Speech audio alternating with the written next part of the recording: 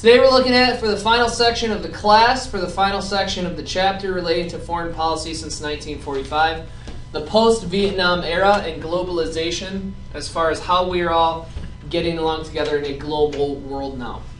All right, we're going to first primarily look at the presidency of Carter, as in his handlings of this post-war world after Vietnam. Now, one of the things with Carter, the first thing he will do is pardon Vietnam draft dodgers. So, you know, a signal for change, a signal for time to move on, but at the same time, the conservative sector of society says, you know, basically, what are you doing? Why all this progress and all this momentum forward as the United States, and then you just basically say, you know, it's okay that you looked down upon the government's involvement as far as containment overseas. But nonetheless, he's looking to move on. Okay, now his actual actions in foreign policy are spotty. Arguing human rights and human progress the whole time. However, his actions sometimes will say otherwise. Okay, negotiated the Panama Treaty, which is going to return the which will return the Panama Canal to the Panamanians in the year 2000. That does occur. Okay, which, you know, it would make sense. Although the ultimate reason that we are involved with the Panama Canal is because, geographically speaking, if we lose it, American businesses will suffer greatly due to the fact they would have to go all the way around South America. All right. That being said, again, any year, make sure you guys have those down.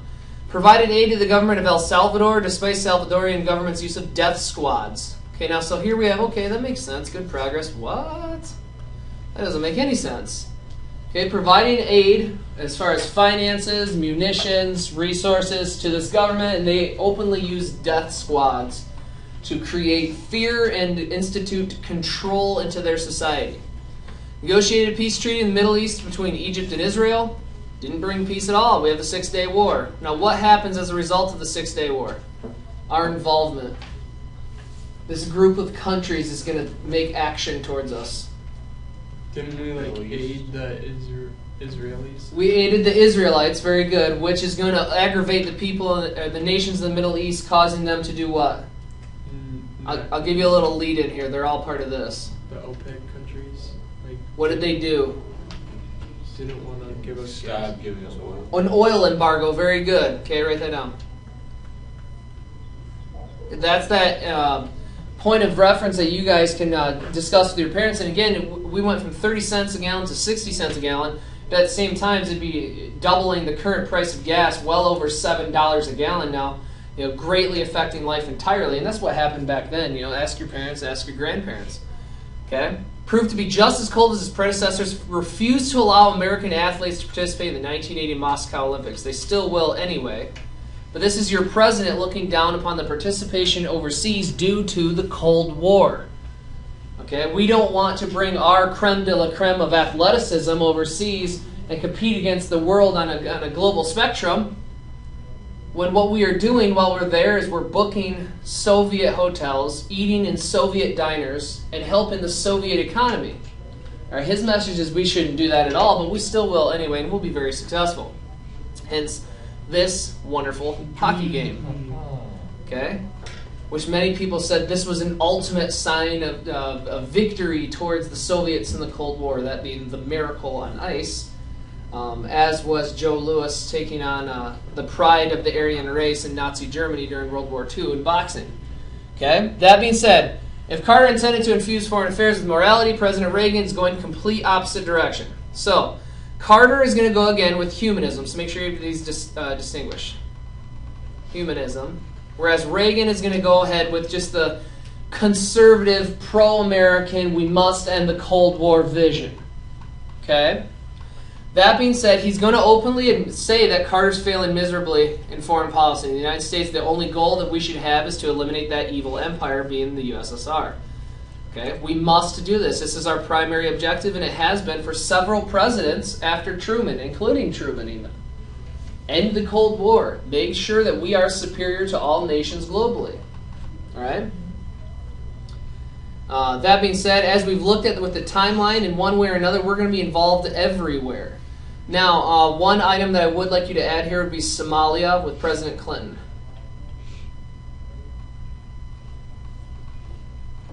Okay? Which, if you guys ever watched the movie Black Hawk Down, that is the actions we're looking at there as far as going into Mogadishu, attempting to remove the regional dictator that's causing issues in the Red Sea. Again, leading right up to the Suez Canal, trying to remove these leaders to maintain a world that is safe for democracy, is safe for peace. I mean, awesome. The movie is excellent, I agree. Events in Lebanon revealed weaknesses in Reagan's objective of making the United States a world policeman. All right, so Lebanon, weaknesses in our goal of a world peacekeeper. All right, not saying that we're entirely weak, but this is an icon of where we're struggling. Civil War ripped the nation apart. Reagan responded by sending Marines to restore order. Good. That's what many people would argue a peacekeeping nation should do. All right. However, there is a distinct pacifist version. That's not our war. Why are we becoming involved? But nonetheless, we have a president in office at the time that is willing to become involved, so we pursue.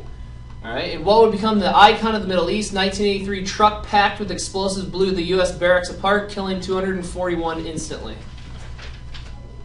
Okay. 241 lives lost in a civil war that many people today we had no responsibility to be involved with. At the same time, they say, well, you know, that mindset of heavy lies the crown. We've heard this statement before. When you have said power, when you have an army and a military force that is supreme to all, many people argue that is your responsibility to preserve peace. All right? That's activism versus pacifism, though. It depends on where you fall into that spectrum. End of the Cold War, 1980s. That's the decade we're going to look at. SALT II, Reagan's going to denounce it, proceed to take the hardline approach to the Soviet Union. Their reaction, activate the nuclear missiles. This is where it gets really tense. Okay? We're going to take that hardline approach, say basically with peace negotiations, we're not going that route anymore. We want to make sure that you guys send a clear, receive our clear message that we are number one in the world and this Cold War must end. They're like, okay, flip the switch, nuclear warheads activated. Right? We can do the same thing as the Soviet response. New Soviet government led by Mikhail Gorbachev, which is presented right up here for you. 1985. That's a birthmark. Yep. Many people said that it showed looks like blood. Yeah, that it shows blood. It shows weakness to the populace, as in, you know, he's not complete. I mean, that's a stretch, but that's propaganda at the same time. No, it's just a birthmark. Okay. Aware that the economy could not sustain an arms race and consumerism. That's a big idea there. Gorbachev knows this. We can't do both. We have to choose one. And there's only really one that's going to make you competitive on the global market, and that's consumerism. Gorbachev initiated two major reforms that will revolutionize the economy and democratic rights. There are two visions here. Perestroika is number one. Restructure the Soviet economy by introducing features of a free market system. Okay? Not totally free market.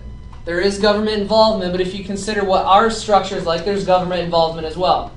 All right? In a total free market system, a person would be able to sell any kind of produce or meat whatsoever. We have the FDA that does not allow you to sell spoiled meats or rotting fruit. All right? There's some elements of government involvement you want. You truly do, just for health-related issues. That's what Perestroika is going to do. Glasnost is going to go ahead with expanding citizens' democratic and political freedoms. Both of these equal the thaw. Okay? This right here is the iconic movement of the Soviet government basically taking it upon themselves to say, you know what we are doing as a society, as a government, isn't working.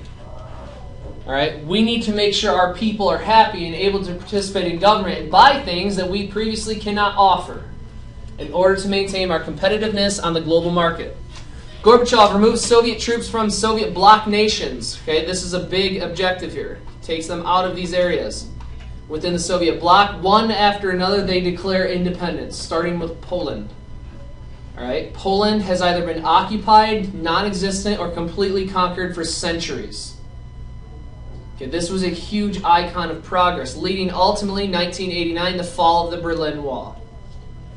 All right, and the ultimate end to communism. So you could have right here this entire event, end of Cold War. This was a huge celebration, a momentous occasion for the world. U.S. citizens actually traveled to Germany for this. The Germans going crazy in the streets with sledgehammers as they systematically destroy this wall. That has divided them for years and been a symbol of oppression and conquering governments, now becomes an icon of freedom. Now, another icon of German culture is David Hasselhoff. Yes, the Hoff is the man over there, which is why he appears in the movie Dodgeball. Okay, and I know we're laughing, but it's to paint this picture here. All right, he's an excellent musician in Germany.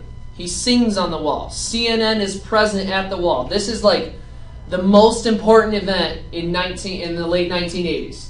Okay, the fall of this wall. Continuing on, what is left? Now this is essentially where we end the class because this is essentially where the test ends as well. All right. That being said, now what do we have now that the fall of communism or the fall of the Cold War has occurred? The Persian Gulf Wars, terrorist attacks in the World Trade Center and the Pentagon, as well as the flight landing in Pennsylvania, okay, or crash landing in Pennsylvania, and the enduring Middle East crisis become to define this whole time period. Now that being said, what are the Persian Gulf Wars fought over? What do we know of them? Who's involved? What nations are involved? We'll start with the obvious. US. The United States, very good. Iraq, okay? So write those down. Okay? Fought over conflict in Kuwait. Now, one thing you guys need to understand about Kuwait, there is a lot of oil there. Okay? Enduring conflict in the Middle East. What are the two major reasons we have conflict over there? Oil and terrorism. Nope. One other major reason for conflict in the Middle East that's existed for millennia. Religion. Very good. Write those down. Okay, oil consists of the major OPEC nations in the Middle East, and the more warring OPEC nations in the Middle East, to include Iraq and Iran, whereas religion completely concerns what specific nation?